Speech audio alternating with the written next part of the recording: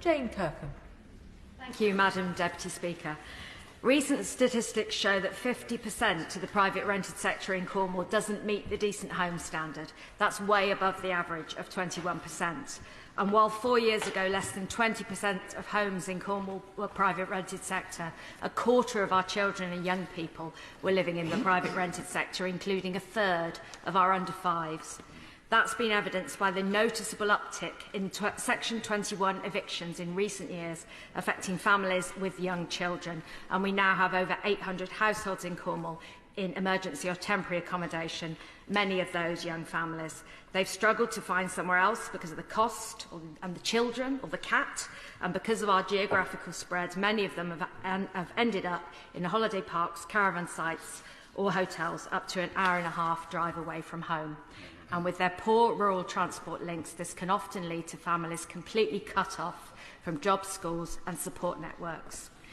In September 20, Cornwall Council Economic Growth Committee published an inquiry into the PRS in Cornwall and recommended a number of measures to extend licensing powers. It also recommended data gathering on the private rented sector for landlords and tenants, DBS checks, longer terms, and limiting annual rent increases. However, COVID happened, further local government cuts affected officers' capacity, and the administration changed to a Conservative one who were wary about upsetting landlords after COVID, so none of the recommendations were enacted.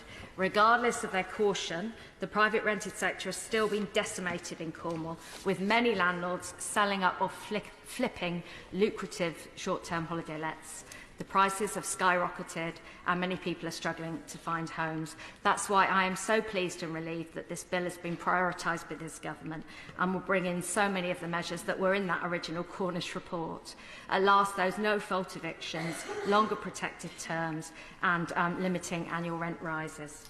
Our ABS law will force landlords to follow strict timescales to inspect and repair homes, including those with damp and mould, and the decent home standard will apply to the private rented sector for the first time, with local councils given the power to fine landlords who fail to address serious hazards.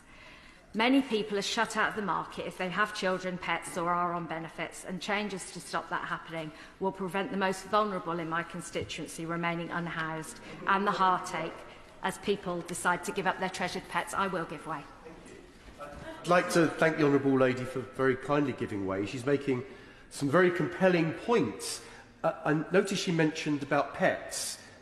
Does she remember the Dogs and Domestic Animals Accommodation and Protection Bill of 2020, which I put to the House all those years ago, and I'm glad that it's now being brought in to legislation. But does she agree with me that it needs to be extended further so that all those in social housing, as well as those in freehold accommodation, should also have the ability to have a pet, so that everyone can have a pet at home and not lose their home because they love and care about their cherished animal? Thank you, Madam Deputy Speaker, and thank you for the honourable member. I was not here when he brought his previous bill, and I'm sure that the Minister has considered the importance of pets to people in all the housing that they are living in across the board. The court system and local authorities will need extra capacity to deal with some of the extra work under this legislation, and I'm pleased to hear about the digitisation and the Ombudsman announced. But these changes will really support the security of privately renting families in Truro, Falmouth and across Cornwall.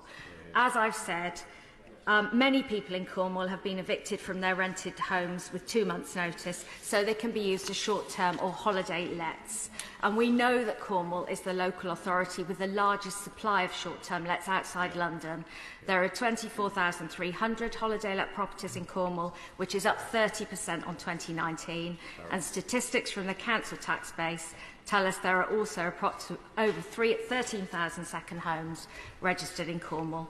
That's nearly 5% of the total housing stock, 5 times higher than the average across England. There are also 27,000 families on the waiting list for social housing, but we only have 10,000 council houses and 22,000 housing association homes in Cornwall.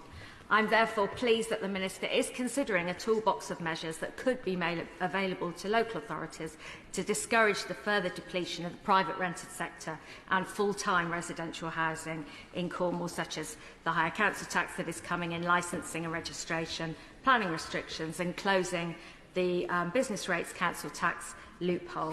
In conclusion, I very much welcome this bill, and I can see so many benefits for the people in Truro and Falmouth who rely so much upon the private rented sector for their home and certainty for the landlords who provide it.